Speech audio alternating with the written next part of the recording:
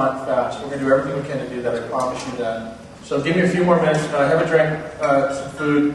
Andrew's going to get his bagpipe tune. We're going to kick this off, so thanks for showing up. Thank you. He's going to play in a minute.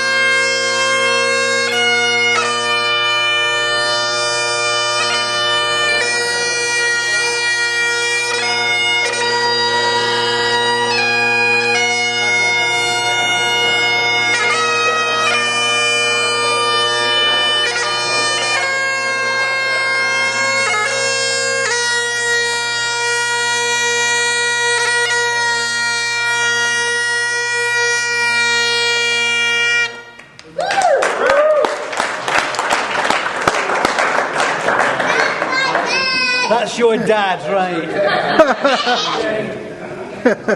Now go sit down, I'll kick your bum. Did you get some diamonds too?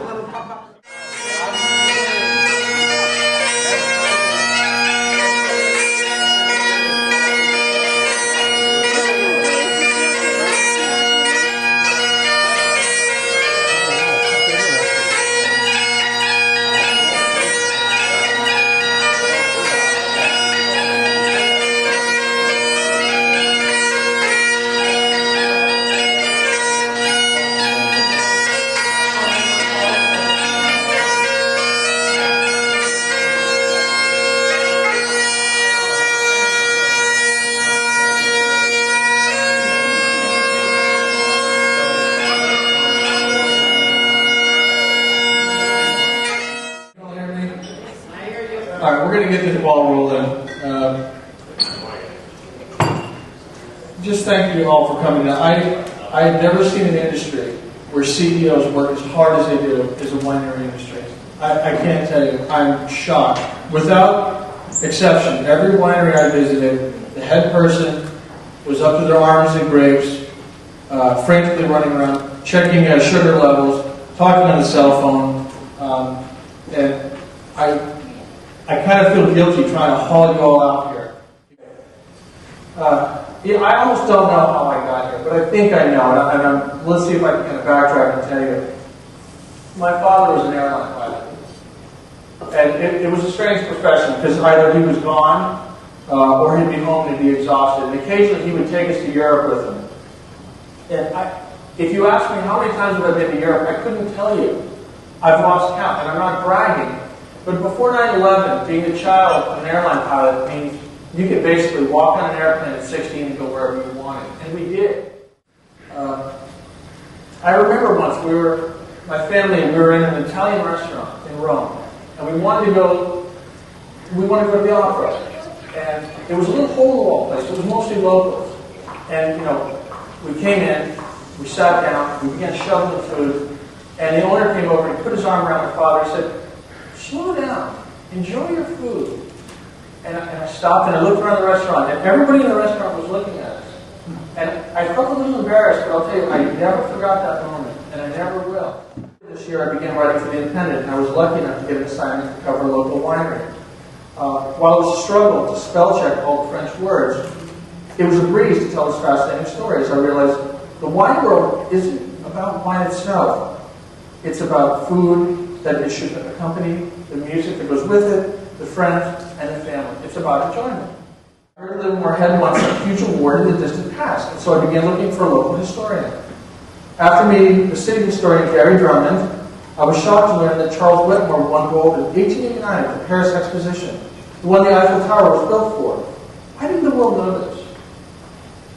Why does wine history cherish the 1976 win by Napa and ignore this? And all right, what Napa did was great, but it was 93 years after wet wine.